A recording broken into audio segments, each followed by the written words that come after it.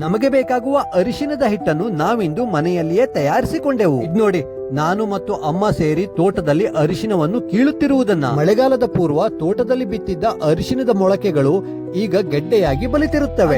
ಇವುಗಳೆಲ್ಲ ಮಲೆನಾಡ ಸ್ಥಳೀಯ ತಳಿಯ ಅರಿಶಿನದ ಕೊಂಬುಗಳಾಗಿವೆ. ನೋಡಿ, ತೋಟ ತುಂಬಾ ಎಷ್ಟೊಂದು ಅರಿಶಿನದ ಗಡ್ಡೆಗಳಿವೆ. ಇದರ ಜೊತೆಗೆ ಮತ್ತೊಂದು ವಿಶೇಷ ಗಡ್ಡೆಯನ್ನು ಸಹ ತೋರಿಸುತ್ತಿದ್ದೇನೆ.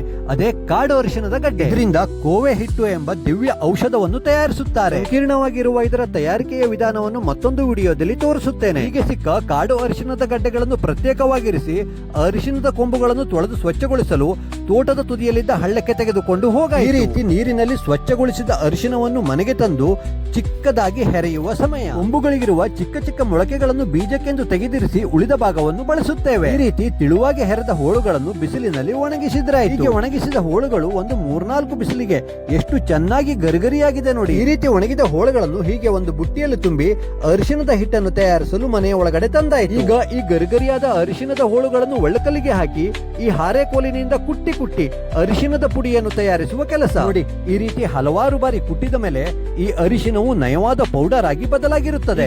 ಅಮ್ಮನ ಸಲಹೆ ಮತ್ತು ಮನೆಯವರ ಸಹಕಾರದಿಂದ ಶುದ್ಧವಾದ ಅರಿಶಿನದ ಹಿಟ್ಟು ಮನೆಯಲ್ಲೇ ತಯಾರಾಯಿತು. ಪರಿಶುದ್ಧವಾದ ಹಾಗೂ ಅಷ್ಟೇ ಪರಿಮಳಭರಿತವಾದ ಅರಿಶಿನದ ಹಿಟ್ಟಿನ ತಯಾರಿಕೆಯ ಹಿಂದಿನ ಕೆಲಸಗಳನ್ನು ತಮಗೆ ಪರಿಚಯಿಸುತ್ತಾ ಇವತ್ತಿನ ವಿಡಿಯೋವನ್ನು ಮುಗಿಸುತ್ತಿದ್ದೇನೆ.